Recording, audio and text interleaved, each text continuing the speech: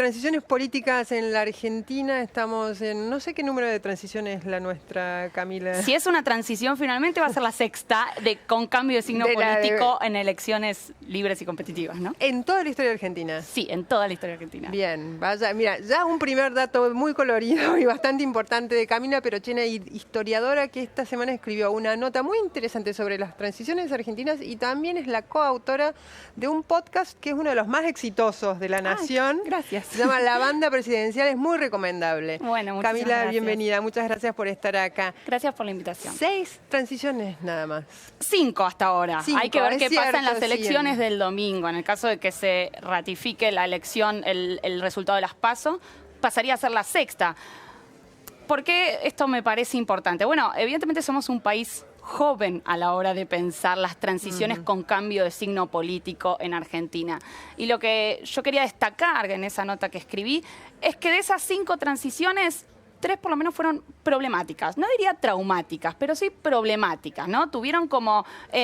no fluyeron suavemente. ¿A qué le llamas problemático o fluir suavemente? Fluir suavemente es que se tome como algo natural que un partido pierde elecciones o una facción política, en el caso del siglo XIX, pierde elecciones y asuma a alguien que está pensando las elecciones, está pensando la política, la ideología, tiene una visión del mundo diferente, ¿bien? Y digo problemáticas porque, bueno, el ejemplo que traigo ahí, que es el que me parece más pintoresco, porque por ahí es el más desconocido, es el de la transición que hubo entre Mitre y Sarmiento en 1868, que bueno, tiene una doble característica. No solo fue una transición con cambio de signo político, sino que también fue nuestra primera transición presidencial en una república argentina unificada, ¿no? Y lo que pasó en 1868, bueno, Sarmiento no era el candidato que apoyaba a Mitre en esas elecciones. Entonces, Mitre tiene que dejar la presidencia muy debilitado por la guerra del Paraguay, los conflictos internos. Y en esa transición democrática, Mitre prepara una especie de número muy particular, porque bueno, después de que Sarmiento jura, se dirige hacia la Casa de Gobierno, y en el camino a la Casa de Gobierno la ciudad está llena de mitristas. Mitre era una especie de caudillo popular, ¿no? Entonces, la ciudad está llena de mitristas que le gritan a Sarmiento, ¡viva Mitre! Sarmiento, muy confundido, no sabe si responderles. Aparte, Sarmiento era un cabrón, ¿no? Entonces, no sabe si enojarse, si decirles algo. Opta por no decir nada, llega a la Casa de Gobierno. Cuando Sarmiento finalmente arriba a la Casa de Gobierno, tiene que ir a la sala donde se va a producir el cambio de mando, donde lo está esperando Mitre. Y era un salón chico, donde entraban unas 100 personas. Bueno, y Mitre la llenó con 1000 personas más o menos. Eso significaba que la sala estaba atestada de gente, es decir, que había un muro de gente que separaba a Mitre de Sarmiento. Como el Congreso con las gradas que se caen cuando hay transiciones. Y gente subida a sillas, subida a los muebles, que era algo que también a Sarmiento lo indignaba un poco, una ¿no? Imagen muy actual. 151 años después, más o menos. Bueno, claro, y muy de eso, de conflicto de no poder vivir la transición.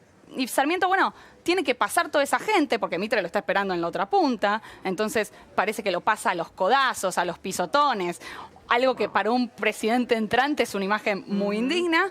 Se produce, mientras tanto los mitristas que estaban en la sala le gritaban ¡viva Mitre!, ¿no? Entonces todavía era seguramente más angustiante. Cuando finalmente se produce el traspaso de mando, Mitre se retira de la Casa de Gobierno y junto con Mitre se retiran todos los mitristas, ¿no? Entonces Sarmiento queda un poco solo en la Casa de Gobierno. Y lo que yo quería ejemplificar un poco con esta imagen, ¿no? Es que, bueno, evidentemente nos cuesta mucho pensar en las continuidades, ¿no? ¿Cómo pensamos la continuidad de la investidura presidencial? ¿Pero por qué? Porque los antagonismos han existido a lo largo de la historia en todos los países. Sí, por supuesto. Las transiciones han existido en todos los países democráticos. Ahora, en la Argentina, solo 6 en casi 200 años. Bueno, desde 1868, hace la cuenta, no sé. 151 años. Sí, efectivamente. ¿Por qué nos cuesta tanto? Es tu pregunta.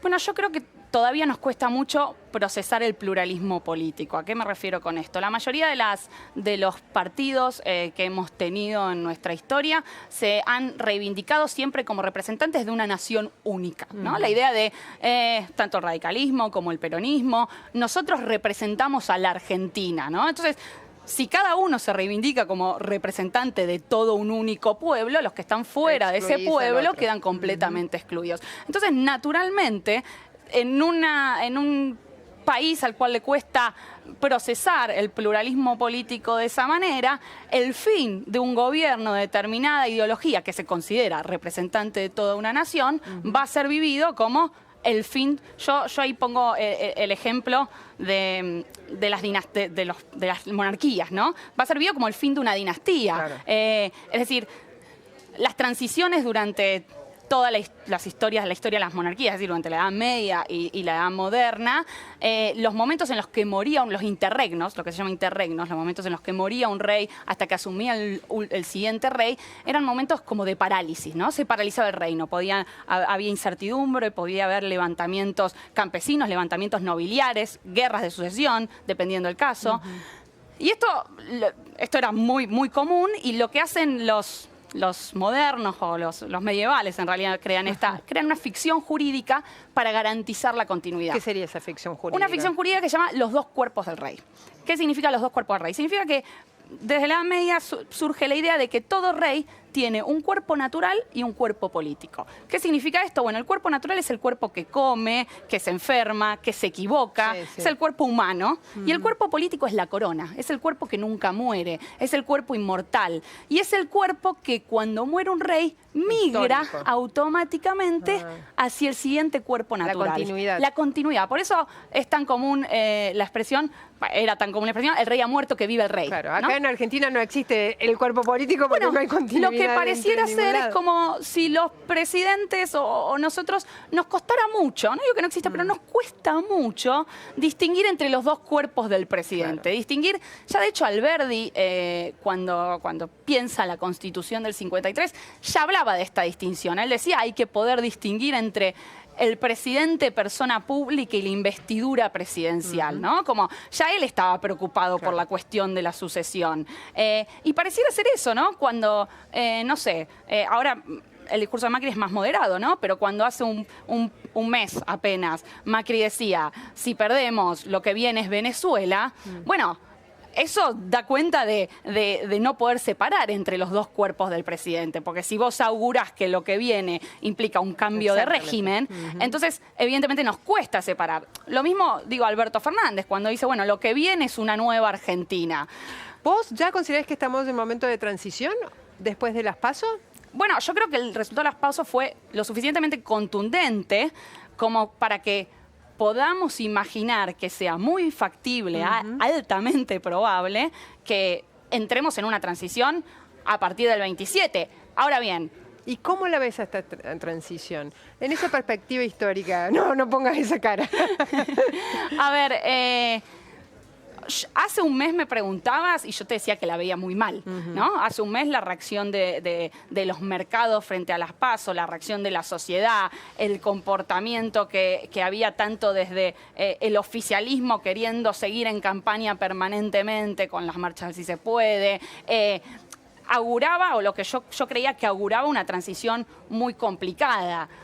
Pero a una semana de las elecciones, con la cosa un poco más calmada, quiero creer que no va a ser tan complicada. Ahora, no va a ser complicada si, en el caso de que haya transición y cambio de signo político, el presidente saliente y el presidente electo se sientan a decidir qué políticas económicas se van a tomar entre octubre y diciembre, cuando asuma el siguiente presidente. Es decir, si preparan una transición. ¿Existió eso en algún momento de la historia argentina? Bueno, no. O sea, en el caso de Alfonsín, por ejemplo, que no estoy diciendo que esto va a terminar como terminó el caso, espero que no termine como terminó el caso de Alfonsín, pero digo, en el caso de Alfonsín no hubo posibilidad de negociar una transición con Menem. Menem le dijo, yo estoy listo para asumir. Sí, andate. Ya tengo mis equipos. Si vos querés, aguantamos. Si no, asumo ahora. Pero no hubo la posibilidad de decir, bueno, tomémonos unos meses, acordemos, tratemos de ver qué políticas que generen una continuidad, ¿no? Digo, qué políticas se puede tomar el presidente saliente que generen cierta continuidad con las políticas que va a querer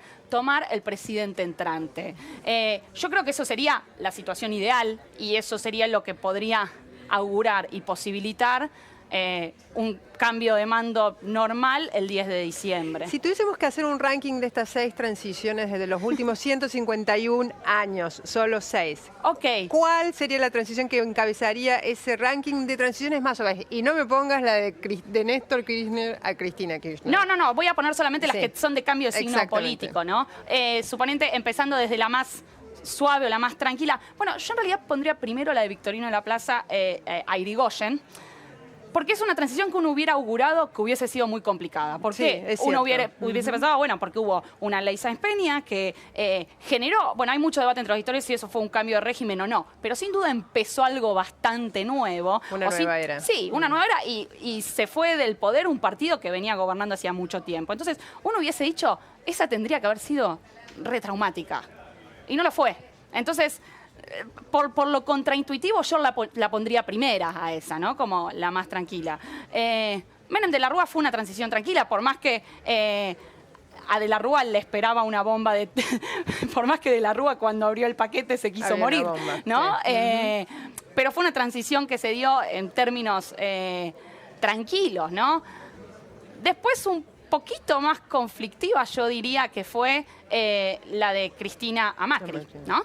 Yo diría que esa fue un poquito más conflictiva. ¿Por el propio hecho de la falta de entrega del bastón de mando o cuál? ¿Qué más? Es que para mí ese hecho que es simbólico marca esta imposibilidad de tratar de pensar la continuidad, que haya habido otro presidente durante 12 horas en el medio. Porque no... Sí, es un desquicio. Es como, bueno, ¿por qué no podemos pensar la continuidad, no? Marca como, si bien no fue traumática, no fue problemática, no hubo levantamientos, no hubo conflicto social, sí hubo una cosa simbólica que marca que no podemos, que nos cuesta pensar en la continuidad. Entonces, yo la pondría, ya no me acuerdo qué número, tercera, creo. El ranking era Victorino de la Plaza y por Irigoyen. De la Rúa, Menem de la Rúa.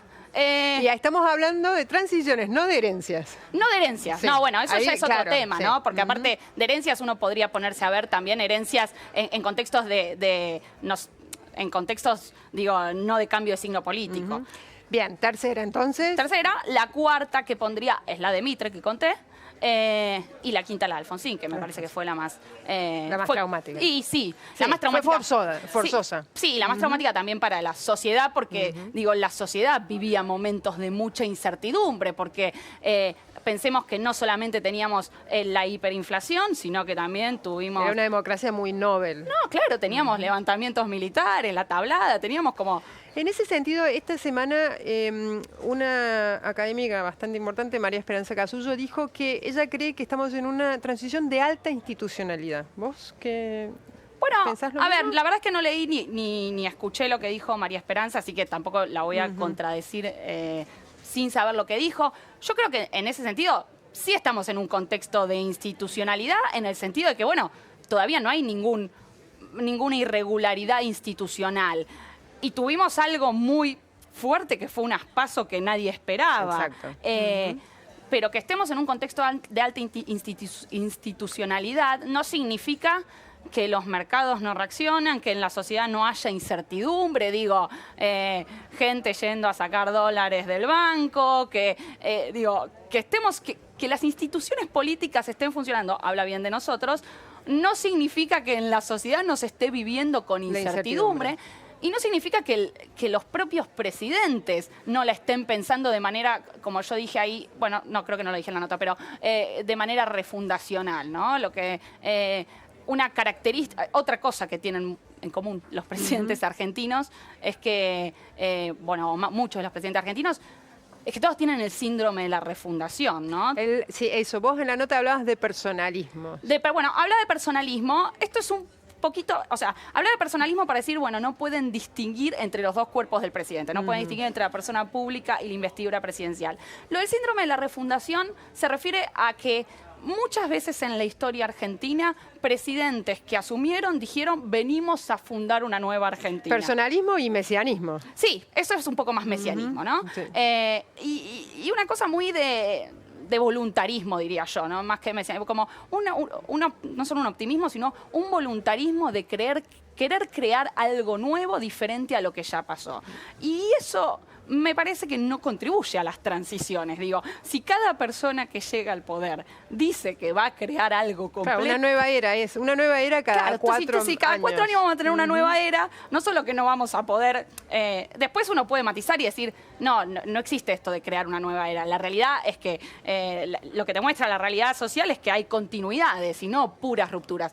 No importa, lo que genera el discurso de decir vengo a crear algo completamente nuevo y encima no tener muy en claro qué es, digo, porque Alberto Fernández habla mucho de una nueva Argentina.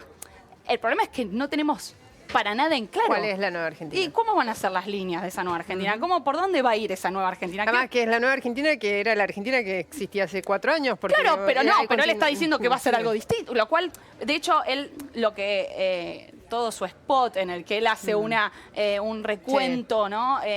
Histórico, es también un spot que se presenta un poco como refundacional. Bueno, y si pasó esto, nos vamos a volver a levantar, en el sentido de, bueno, eso sí es un ciclo que se repite, pero permanentemente trata de marcar una diferenciación con Cristina. Después uno puede decir, no te creo, o no necesariamente no te creo, no sé hasta qué punto vas a tener el margen de maniobra que sentís que vas a tener. Bueno, eso es otro tema, lo podemos discutir, ¿no? Pero en su discurso está esta idea otra vez refundacional de, bueno, vamos con toda de nuevo.